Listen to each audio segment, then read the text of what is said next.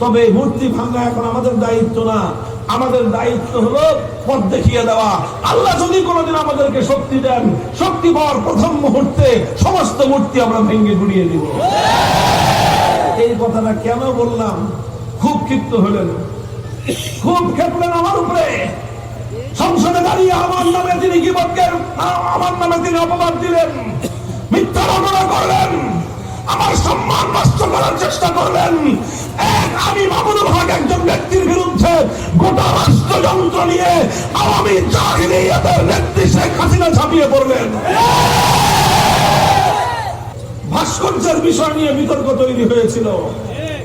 আমরা পরিষ্কার ভাষায় বলেছিলাম, যে কোনো ব্যক্তির ভাস্কর্য হোক, এটা মূর্তি, আর কোন প্রাণীর মূর্তি বানানোর অবকাশ ইসলামের মধ্যে নাই, শরীয়তের মধ্যে নাই। সুতরাং এই মূর্তি এটা হিন্দুয়ানি সংস্কৃতি, মূর্তি এটা শিরকি সংস্কৃতি, মূর্তি এটা আল্লাহর একত্ববাদ বিরোধী সংস্কৃতি। ব্যর্থহীন ভাষায় আমরা কথা বলেছিলাম।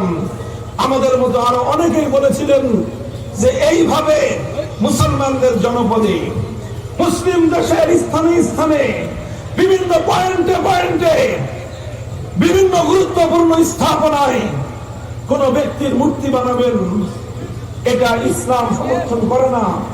একটি মুসলিম জাতির দেশে এটাকে কোনোদিন এটাকে সমর্থন করা যায় না। এতে ওনারা নারাজ হলেন। ওনারা চেয়েছিলেন ওনার বাবার মূর্তি বানাবেন। আমি তখন বলেছিলাম যে দেখেন, আমরা আপনাদের কল্যাণকামী, আপনাদের প্রতি আন্তরিক পরামর্শ দেই। মুহাম্মদুর রাসূলুল্লাহ সাল্লাল্লাহু আলাইহি ওয়াসাল্লামের ইতিহাস আমি উদ্ধৃত করেছিলাম।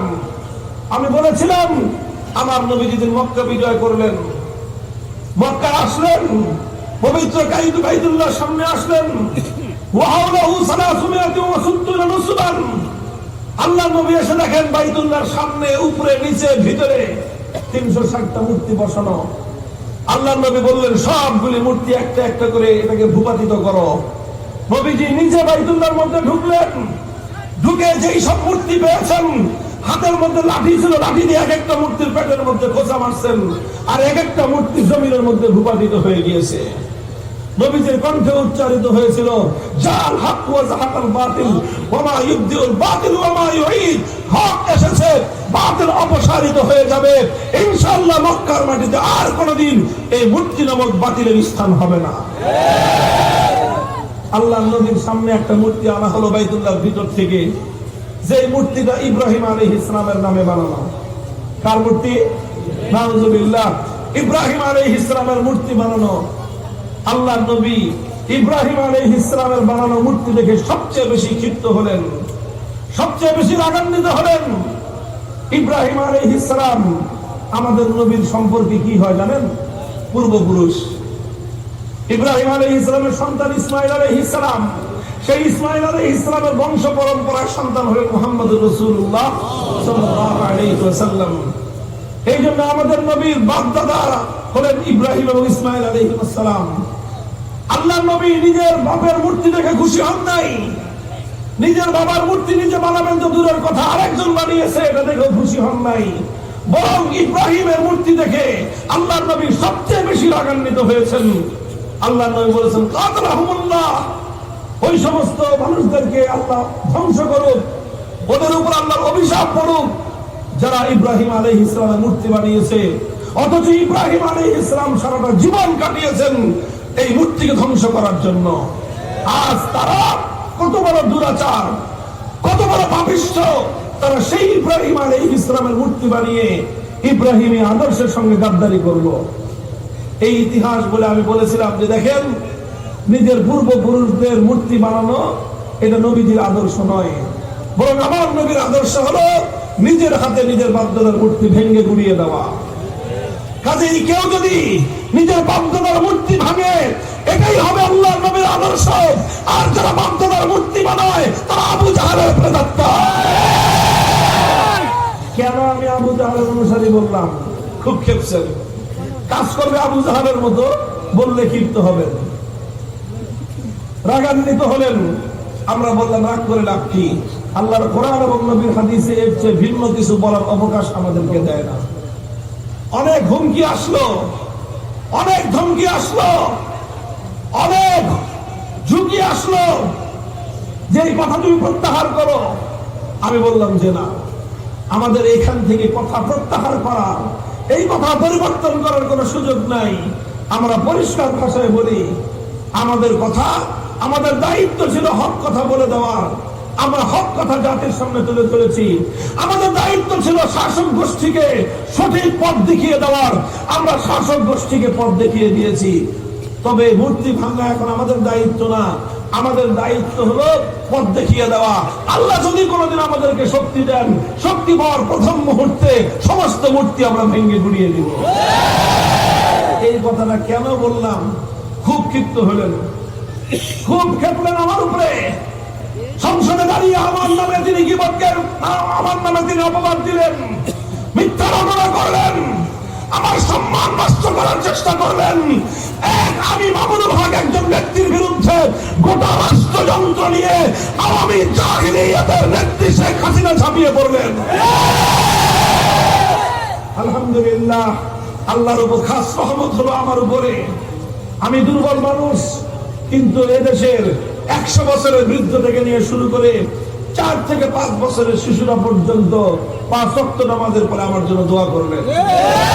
আল্লাহর ঘর জিয়ারতকারীরা বাইতুল্লাহর গিলাফ ধরে ধরে আমার জন্য দোয়া করেছেন। মুলতাজামে দাঁড়িয়ে আমার জন্য দোয়া করেছে।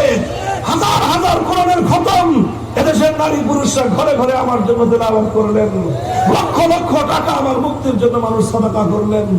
অসংখ্য রাকাত নামাজ পড়ে তারা আমার জন্য আল্লাহর কাছে সাহায্য কামনা করলেন। এই লক্ষ মানুষের দোয়া আমি ভেসে গেলাম। আলহামদুলিল্লাহ, আলহামদুলিল্লাহ। আমার কথা প্রত্যাহার করতে হয় নাই। হয়তো 3 বছরের জুলুম বরদাস্ত করতে হয়েছে, হয়তো 3 বছরের জন্য কারা প্রকোষ্ঠে নিক্ষিপ্ত হতে হয়েছে, হয়তো কিছুদিনের জন্য অপবাদের বোঝা বহন করতে হয়েছে, হয়তো কিছুদিনের জন্য জালিমের রক্তচক্ষুতে পড়তে হয়েছে, কিন্তু আলহামদুলিল্লাহ হকের ঝান্ডা ধরে নিয়ে মাটির মধ্যে পড়েছিলাম। চূড়ান্ত বিজয় আল্লাহ আমাদেরকেই দান করেছেন, জালিমকে আল্লাহ উৎখাত করে দিয়েছেন।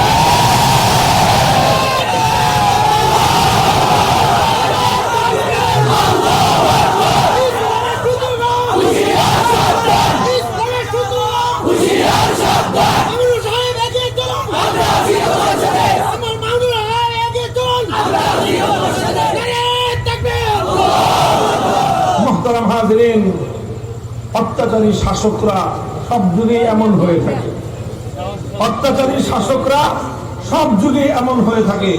তবে কোন যুগের শাসক বড় জালিম হয়, কোনটা মাঝারি জালিম হয়। আমাদের কপাল খারাপ ছিল, আমাদের যুগের জালিমটা বিগত 100 বছরের মধ্যে নিকৃষ্টতম জালিম করেছিল। আমি চ্যালেঞ্জ করে বলতে পারবো, বাংলাদেশের ইতিহাস 100 বছরের ইতিহাস আপনারা ঘেটে দেখুন, এত বড় জালিম বিগত 100 বছরের দ্বিতীয়টা যায় নাই। এইভাবে জুলুম করলো।